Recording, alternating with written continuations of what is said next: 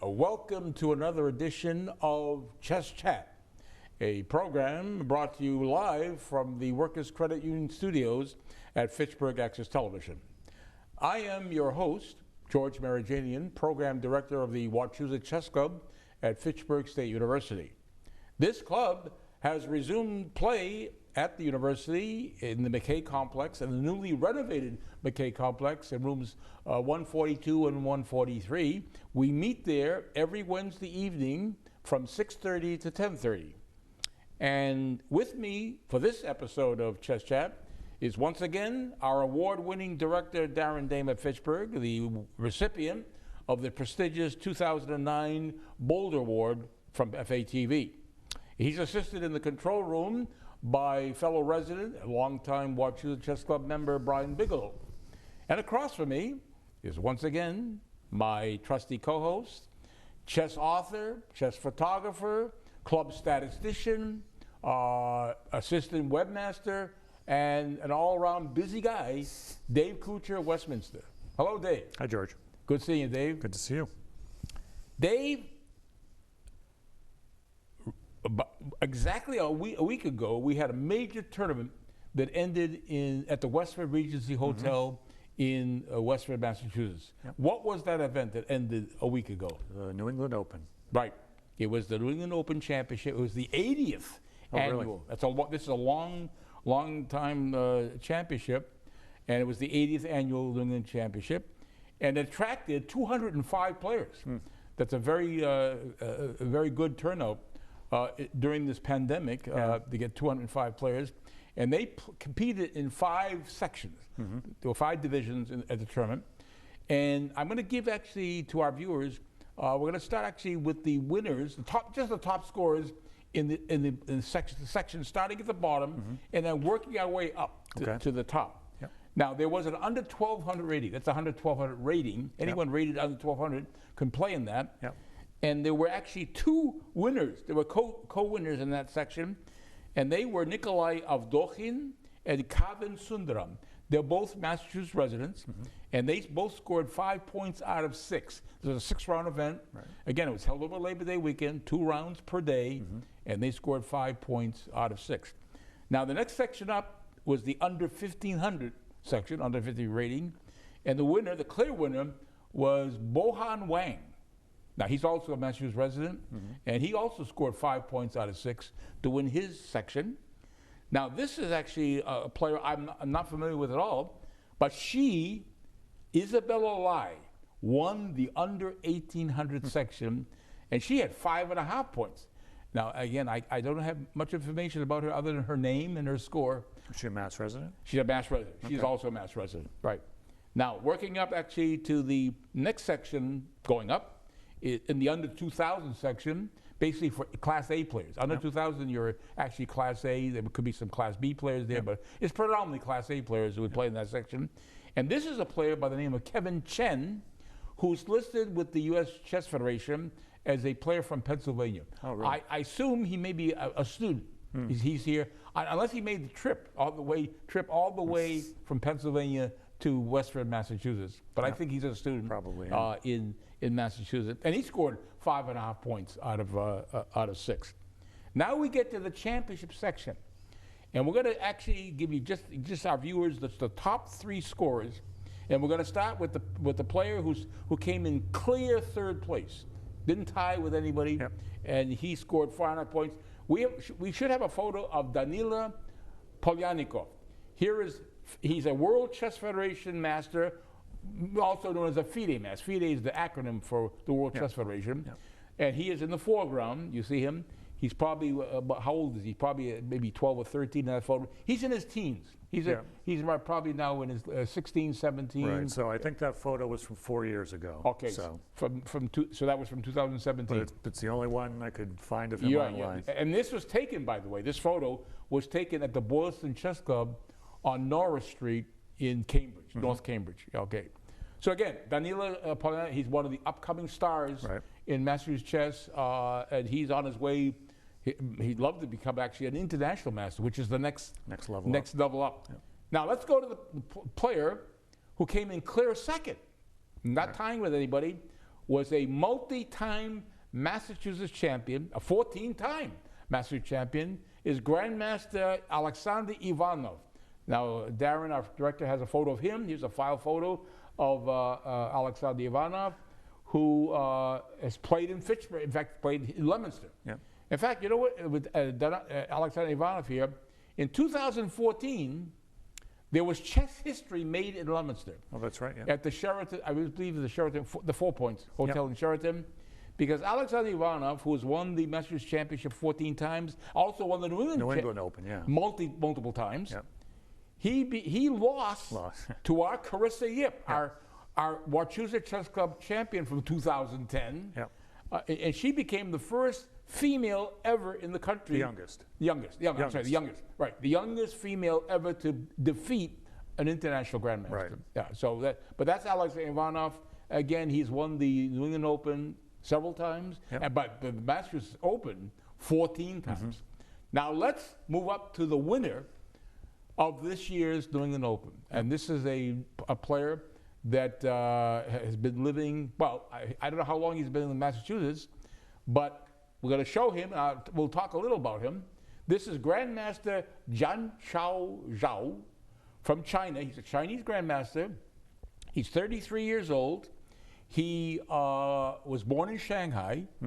He played in the United States. His first term in the United States was in October 2014. He played in that millionaire chess open out in Las Vegas. Yeah, that was a big event. Right. Yeah, and that was his first event.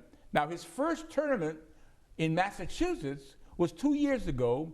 He played in a blitz tournament in Westford, the same place, the same town where this year's New England Open. Right. But it was organized by a different organizer, and it was a blitz tournament. And he had a perfect score. He won all 8 games in the tournament, and he won that tournament in Westford in 2019. Right. But this year, he scored a perfect 6 wins to win this year's New England Open. Right, and you said this hasn't happened since. Yes, according to my contact, the former Worcester Telegram and Gazette columnist, longtime columnist for the Telegram and Gazette, Stephen Dan. He said the last time that was done, somebody posted a perfect score at the New England Open was in 1979 when Grandmaster Lev Albert, won it. Who's been the U.S. champion before. He became a U.S. Yeah, he was U.S. champion also. And he did it at the hotel he did it in Boxborough, Massachusetts. Okay. So that's very rare. That's 42 years ago that somebody posted a perfect score. But he did it. I bet the Chinese Grandmaster Jianchao Zhou did it this year, and that's very rare, by the way. Yeah. To post a perfect score.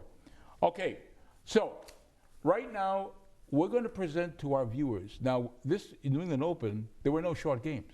Yeah. Right. And we salivate over short games to present our viewers. So we're going to present a game that Grandmaster Zhou played last year. At a tournament in Moscow, an international tournament in Moscow, the Aeroflot Open. But Aeroflot was the big airlines in Russia, and our Grandmaster, Chinese Grandmaster, was there. And he played a Russian-born Israeli Grandmaster by the name of Yevgeny Zanan. And we'd like to present to our viewers this game because we find it very instructive. Yeah. So who had white in this game that we're going to present? The Russian player. Zanan. Okay, so Grandmaster Zanan opened the game with what? E4. Okay. We've seen many times. Yes, we have played this many times. Okay, now in response to E4, Zhou, Grandmaster Zhou, plays C5. Okay, now what is this? We have played this numerous times. Right. What is this? So this is the Sicilian. Sicilian defense. Okay. It's an unbalanced game, so. Okay. It's probably one of the most popular defenses against E4. Yeah. So black is indicating he wants a fight, basically. Right. Yeah. An unbalanced. It is unbalanced. Right. Yeah. It'd be balanced if he had responded with E5. E5. Right. Yeah. But now it's unbalanced. Yeah. Okay. So how did the white continue? Move 2. Most common second move here is knight F3. Right. So developing the knight and getting ready to push the pawn yes. up. Okay. In response to that, now actually black has a number of moves. Lots of choices. Black right. actually can actually develop this knight to c6. That's a very good common, that's a good yeah. move. Playing the pawn to e6 Sure, is yeah. also a good move. Yeah. But the move he played is another very popular reply was d6. Right. Yeah. Okay. And so the point is, when he brings his knight out to f6, he doesn't want the yes, pawn the pawn to can't kick be it. pushed to attack Right. the knight. Yes. So now what did the white do? So now he, in fact, does play d4. Okay. So in response to this, what black did is going to exchange in the center. Pawns exchange. The c pawn is going to take on d4. Right. C takes d4 was black's move. Okay, that was move number 3. Yeah. All right. How do we take back? How does white take back here? The best way to take back is with the knight. Right. Because if he takes with the queen, it's going to get it could be kicked. attacked Right. with the knight. Okay. Yeah. All right. So after the knight takes d4, now black can play the knight on g8 to f6 Right. and attack this pawn on e4. Right. Okay. If All he right. hadn't played d6 earlier, this pawn Yeah, the could pawn have would just moved up. advance and attack. Yes, right. Yeah. So now, Well, yeah. Okay. So now what do we have? We have now he develops knight to c3, guarding the pawn on e4. Okay. Now, black's move is now a6, moving the pawn to a6, which actually keeps any pesky knight or any piece. Right. Yeah, Including the bishop. Even the bishop with a bishop check. can't come in, right. Yeah, the bishop can't come here. Nothing can come to this square b5. Right. Now, do we actually have a variation of the Sicilian defense by playing a6? Does this have a name? So this is the Najdorf. Right, And the Najdorf. And I think we've probably presented games with the Najdorf before. Yes, we have. Now, the Najdorf variation is named after a Polish-born Argentinian player by the name of Miguel Najdorf. And his name is attached to this variation. Yep. Okay. And very popular. Extremely popular. You know who used to play this? Is actually Bobby Fischer. This is Bobby Fischer, when he played the Sicilian defense, he loved playing the Najdorf variation in the Sicilian defense. I think Kasparov also. Kasparov, yes. In fact, I think all the top players, have played it. Some of them play it more often than others. But it's a very popular variation in the Sicilian defense. All right. So what did White do now on his sixth move? Again, there's lots and lots of choices here, but he plays bishop to g5. Okay. Which is very common. Attacking the knight. Attacking the knight. There's also a possible threat of taking the knight and doubling those pawns. Right. That's a possibility. Yeah. So what black doesn't want that possibility of that bishop taking the knight and doubling those pawns, Right. because he would probably have to take back with the g knight, because if he took back with the e knight, he'd have an isolated pawn here. Right. Yep. So that's why he plays e6, the pawn to e6, which now allows the queen now to protect that knight if there were any capture there. Yep. All right. So what does White do now on his seventh move? Seventh move, he plays a pretty aggressive move, f4. Okay. Now, is there a threat actually maybe to supporting the advance of that pawn to e5? Sure. Yes, that is a threat. That knight is pinned. And couldn't move. Yes, that has to be a threat there with after e4, because there is that threat that White has. Black says, you know what? I want to actually put the question to this bishop on g5 and attack it. Right. h6. Now there are only two moves from White here, either to take the knight or retreat the bishop. Yeah. Right. So what does he choose? I suppose alternatively, I have never really looked at this, but I suppose he could just attack the knight. That's true. That would get fairly crazy, right. I think. But that anyway. Right. That's a possibility. But what he did was what? He withdraws. The bishop pulls it back to h4, so he's maintaining the pin. The knight is still pinned. All right. He still maintains the pin. So the threat is still there. Okay. So the pin is still there. Yeah. But here's what Grandmaster Zhou did now. The queen on d8 plays to b6. Right. Now, why does he abandon the defense of this knight? What is he looking at? Well, is he looking at this undefended pawn down here at b2? That's a possibility. Yep. Okay. Possibility. Okay. And now, but again, you have to worry about this, because with the queen takes here, we have an attack. We have an attack here. Sure. Yeah. But here is a very good move by White. What did White do now? Yeah. So White plays a3, which may seem a little mysterious. Okay. At Do we first. see it on the board? a3. Okay. Yep. There's a3. A3. That's a3. Yep. Now we're going to show our viewers why Black cannot take that pawn now. That pawn. Right. It seems like it's just sitting there. It looks like it's just sitting there, but that would be a blunder. Yeah. Let's show our viewers why the queen taking the pawn at b2 is a blunder. Yeah. Because how does white continue if that queen took that pawn? Are we going to win something? So, do we do something? Oh, so it's the knight. Yeah, it's actually the knight. Yeah, sorry. So if the knight comes to a4, right, which attacks the queen, right, where can the queen escape? Amazing, there's no squares there to is go no to. square. This is covered by the knight. That's covered by a knight, a pawn, a pawn. Right. Everything is covered. The queen is lost. The queen's lost. The best it could do would be to take the rook and. Right. Yeah. That would be so not good at all. It looks like it's just sitting there for the taking, but. Right. But anybody who plays this opening is probably well aware. This pawn on b2 is poisoned. Right. It cannot be taken because the queen would be lost. Okay, now in response to this, in response to a3, now we have the threat of taking here and possibly, he can't take here. Right. And he also has to worry about maybe the bishop taking the knight and doubling these pawns, weakening this king side. Right. So now he plays the bishop to e7. Which protects prevents any doubling of pawns on the king side. All right, so now comes an excellent move. What did white now play on his 10th move? And again, I think this is actually kind of standard in this opening. Is bishop to f2. What is the threat? So he's indirectly threatening the queen. Yes. So that is yes, right. He's got a direct line on the queen. Of course, it's actually the knight in between. Right. But isn't the threat actually to come in here? Right, you can take the pawn, attack the queen, and also threaten to take this pawn with check. Yeah. Oh, things would be a disaster. Disaster. Yeah. So what this forces black to do with this excellent move, bishop f2, he's forced to move. Yeah. And he's certainly not going to go back where he came from. Right. He just goes back to c7. Right. So Grandmaster Zhou plays queen c7. So we're going to continue. How does white continue here? With the queen on c7. What does he do? So he develops the queen to f3. What is his threat? Is there a threat? Or what is his plan? Let's put it this way.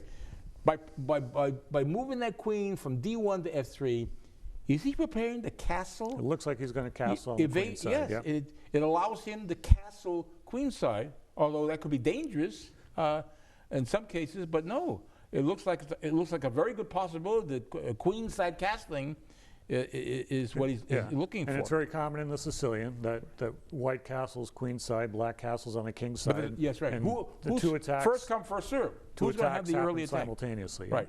It's always safer to castle king side. I mean, if he prepared the castle, it would be safer, but he actually wants to, no doubt, castle queen side and start an attack on the king side. Now here is what black does. He plays B. He says, wait a minute. If you're going to castle queenside, I'm going to actually start doing action on the side. Right. B5. He moves the pawn to B5, which also allows this bishop to have a home. Remember, this poor little bishop was shut in. Right. By having this pawn E6, sure. This bishop was limited where it can go. Right. So now, after B5, what does white do? What does this is move 12 for white? Yep. So he does in fact castle. He does castle. Queenside. Right. Exactly. All right. So black has not castled. Now black could castle, but black says, I'm not going to waste time castling. I'm going to continue with my development of this bishop that was hemmed in and play it to B7. Bishop B7 was black's move here. Now, as you accurately point out, it's a case of attack. Both sides attack. Both sides are attacked. On different sides of the board. White attacks on the king side. Black's going to attack on the queen side. So he plays G4, a good attack, a good advance of the G pawn. All right. So now, black plays the pawn on D6 to D5, and with that move, he's attacking this pawn 3 times. The pawn on D5, the knight on F6, but also the bishop behind here is also contributing with the pressure. I mean, this is being attacked 3 times. Right. And it opens up a line for that bishop. It does. It does open up the time for the bishop on the stock diagonal. So yes, we have. So white has to do something here. There's a threefold attack on that pawn on E4. It's only defended twice, so he pushes. Yes, and attacks the knight. Counterattacks the knight. Okay, so the knight has to move. The knight's not going to stay there and be lost. So the knight now sinks into E4. Yep. Knight takes E4. It's his move. Okay. And also, he's also attacking this knight twice, but of course it's defended twice. Yeah. But there's also a threat possibly of, if there's any capture here, of doubling these pawns. Yeah, that would destroy. That would take away the defense of this pawn from the B pawn and allow this bishop to take with check. So that would be horrible. It would be hard. Yes, right. So he decides, I don't want to lose that bishop. Right. So bishop to E1. So now there's 3 defenders. Now he has 3 defenders, and he saves his bishop because actually that knight could actually, if the bishop stayed on F2, that knight could either take on C3 or could actually eliminate the bishop on F2. All right. Yep. So now what do we do? So black, still, the option was there to castle, but no. Why would you castle if white is into the attack, right? Why would you castle into an attack when you want to actually be the one attacking on the queen side? Yep. And we have to look at the pieces undeveloped still. This knight, this rook, this rook. Yep. He plays knight C6. That was actually Grandmaster Zhao's move. Okay. And now what does white do on his 16th move? So white trades it off. He takes C6. Okay. And the response is, we got to take that knight back. Yep. How do we do it? Do we take it with the queen or do we take it with the bishop? Well, the better move is certainly bishop taking. We're going to keep the queen right where it is and play bishop takes C6. All right. White's move, it's actually move 17. What are we doing? So he's going to take the knight on E4. Ooh, knight takes E4. And of course, black's move is forced. He has to recapture with the pawn on D5. So the D pawn takes on E4, attacks the queen, and this is going to force the queen to move. Now, where does that queen move to? By the way, actually, there's only one square it can really move to, or is there? Because first of all, this bishop is actually indirectly has an attack on this rook. So he doesn't want that pawn to He doesn't want that pawn to be pushed. So he plays queen E3. Blocking the advance of the pawn on E4. Yeah. So there's no advance of the pawn threatening the bishop attacking the rook on H1. Yep. Okay. So black says, I'm not going to cast. I'm not casting king side when I see these pawns coming down. Yep. So he says, I've got to attack on the queen side. A5. He moves the pawn to A5 because he wants his pawns to roll on the queen side. All right. Now what does white do? It's white 19th move. Yeah. So white is concerned about getting pieces developed. So he fianchettos to G2. So now there's 2 attackers on that pawn. Right. Yeah, and actually, isn't he threatening actually to eliminate that pawn? He's attacking it twice. It's only defended once. So he's actually, is there any, now he could defend this again by moving the queen over here, but he's moving the queen off this file. Right. It doesn't make any sense now to go on the defensive. Right. Black says, wait a minute, I'm not going to be the defender. I want to be the attacker. Right. I'm going to just, hey, if I want to lose that pawn, I'm going to attack on the queen side with D4. So he advances the pawn to B4. Wow. So now what does white do? Now we have a threat of actually... Yeah, things are looking ugly for white. Yes, it's not looking good for white because we have a double attack. The bishop and the pawn on B4 are now threatened to take here on A3. All right, so one possibility here, I guess, would be he could have just given lock things up. Right, and actually might be the best try. And that's right. And by the way, so don't worry about that pawn. Yeah, don't worry about that pawn. Yeah, in fact, that was probably the proper defense. Yeah. Is just to give that pawn up, but not allow any pawn to make any progress. Yeah. But he didn't do that. But he did grab the pawn. It looks like greed. It looks like the greed factor. He says, I'm winning a pawn. Yeah. However, he's going to regret taking that pawn. Yeah. The greed is going to get punished. So what he did after bishop takes 2, black says, I'm not going to take that bishop. Yeah. I'm going to continue with my attack here with B takes on A3. Right. So he takes here. And what does white do here? All right. So this is looking back because this pawn is threatening to just push here and threatening the queen. I mean, then come here, Yeah, but the pawn is okay. So here is what white did. This is now another. No, he's pinned the bishop. Pinned the bishop. So and again, there's nothing defending the queen, but it doesn't perturb black at all. He says you got a double attack on the bishop. And I actually could come up with the rook and defend it again, but I like the threat of advancing the pawn to A2. So that's now he's Now threatening to come Now here. he's threatening and promote the A pawn to a queen on A1. With check, and Yeah, check. the game would be over, Yeah, basically. right. It would be, yes. It would, White cannot allow this. So pretty much his only choice, B3, so the Right. queen is covering Yeah, that he square. thinks the queen now is he protects he controls the square A1. However, he overlooked one thing. He overlooked Did I do that right? No, you did. Yeah, you did. You did B3. No, bishop takes C6 first. Oh no, he did take the bishop Oh, first. that's right. He did. Sorry. I'm sorry. Yeah, you're right. I screwed up. Our viewers should know that. So he takes the bishop and wins the bishop. Wins the bishop. And actually, he's forking two pieces. Right. This is forcing now the king to move. The king only has one square. Yep. The king, it's right. King goes to F8. Yep. So that's all forced. So here we have a position with White is a piece ahead, a bishop ahead. But black is threatening to push. Push and promote to a queen. So now he pushes to B3.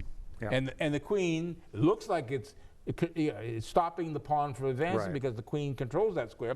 However, yes. black has what we call a Zwischenzug, in between move. Yeah. In between move, he says, wait a minute, I'm coming here with the bishop on E7 to A3 check, Yep. which is now going to force. He's not going to block with the queen. He doesn't want to lose the queen. Right. He tries to escape by going to King D2. King D2. Okay. And now this is the killer. Yeah. The bishop on A3 comes to B4 and pins the queen. Pins the queen. And now this queen is going to be lost. Yeah, so the queen takes... With check, yeah. check. Yeah, with a check. And now what he did after queen did, he took back here. He did actually play this move in the game, Yeah. Grandmaster Zhou. Yeah. He took this here, right, naturally. And of course he's renewing the threat here, but he's also threatening to win this piece here. Right, and he's up a queen. He's up a whole queen. Queen for, what, two bishops at this point? Yes. And this is where White said, I resign. Yeah. I'm losing. I will lose this game. There's no way I can save this game. Right. Being a full queen behind. Right. So this is ended. What it was a 25-move game that ended in victory for Grandmaster Zhou. Again, played in Moscow at the Outer Flood Open. A year ago, you said, right? It was. I think it was February 2020. Just before COVID, right? Just before. Yeah. Right. Yes. Right before COVID, right? Yeah. Because we were hit with the announcement actually in March. It was like about mid-March. Yeah. Because our last session at the Wachusett Chess Club was March 9th. I remember the date. Yeah. That was our last time. But again, we're back at the McKay complex. Right. Yep. And anyone coming, we welcome people to come to the club. Wednesday night, we're there from 6:30 until 10:30. And people who have been in McKay in the past are going to be they're going to see a newly renovated McKay complex. Right. Yeah. Still in progress. They're still actually working on the renovation, and they have given us very graciously Fitchburg State. We're indebted to Fitchburg State University for supporting us all these years, and they've given us 2 classrooms for us to conduct our play on Wednesday nights. Yeah. Yep. We're very thankful for Fitchburg State, and again, the Wachusett Chess Club is the only club that meets at a university or college in the country that has the largest attendance, the most active club in the country. There are other clubs like universities like MIT, Harvard, University of California, Berkeley, MIT. We at Fitchburg State have the most active and largest club of any club. So again, I hope our Chess Staff viewers enjoyed the game that Dave and I presented. We're going to see you next time on the next edition of Chess Chat. Stay tuned for that program next time. Yeah.